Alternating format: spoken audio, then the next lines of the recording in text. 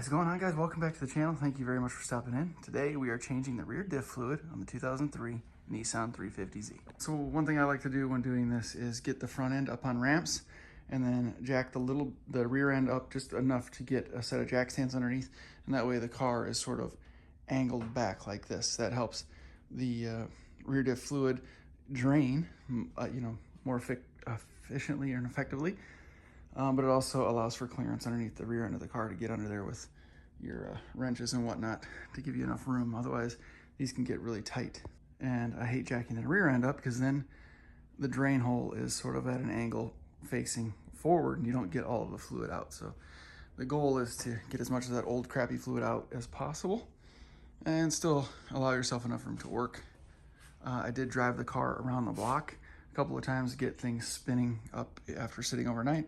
Just try to get all those particulates and gunk and grime floating in the fluid, so that'll all drain out. The drain plug is a T55.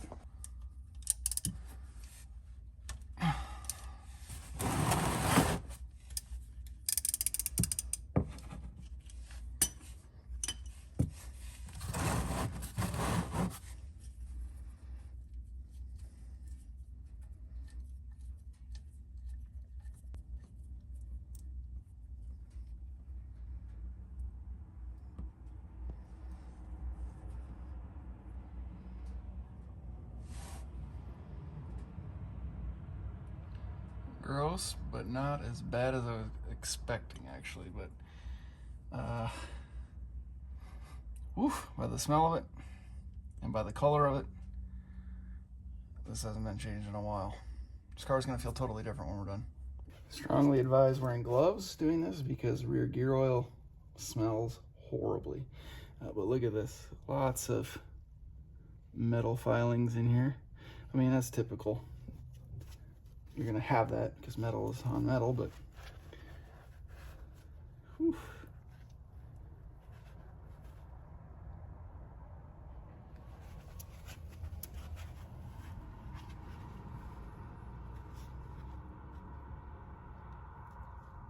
It's like caked on. This probably has never been changed. Wow. But yeah, definitely wear gloves. This stuff stinks and it does not come off. Like, you get it on your clothes. I've had rear gear oil leaked on the floor and I got it on my shirt and it stunk for like months. I washed that shirt multiple times just to try to get the smell off of it, and it took many washes. Stuff's crazy.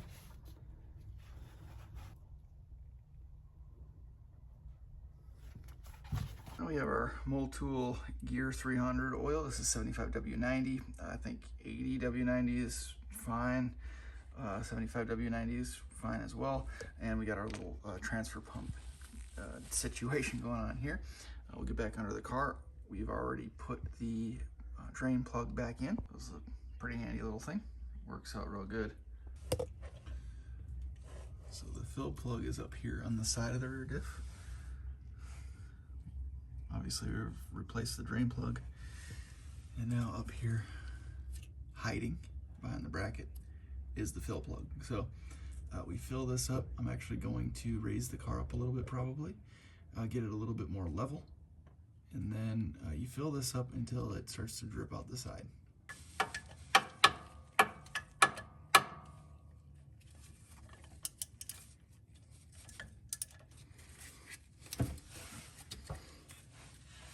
That sucker was so tight. Holy crap. I was hoping to avoid that. I have to take the bracket off. Motherfucker. Alright, so I actually just loosened it a little bit so I can rotate it. That's all I needed. Now, stick our little fill tube in and just start pumping.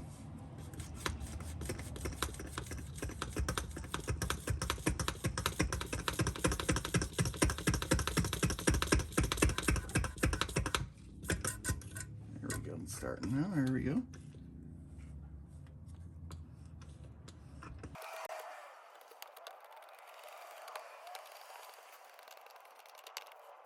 you can see that, but the line is moving down every pump. Okay, there's one. I have about half a bottle left from the Q50, as I said. Just go ahead and use that.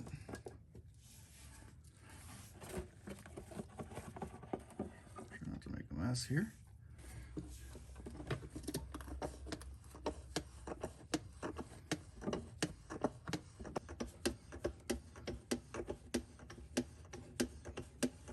Okay, starting to get a little bit of a run.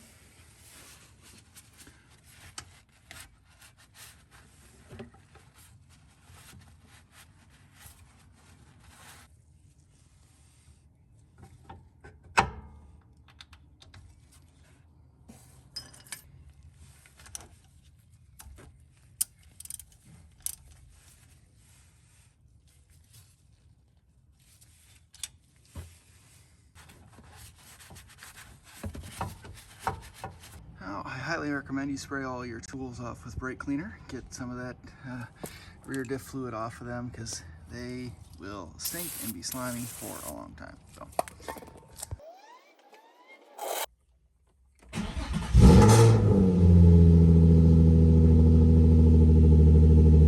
Gonna go down the street, kind of around the block a little bit to get that oil slung up on the gears in the rear end. Make sure we don't hear any weird noises, and make sure we don't have any leaks.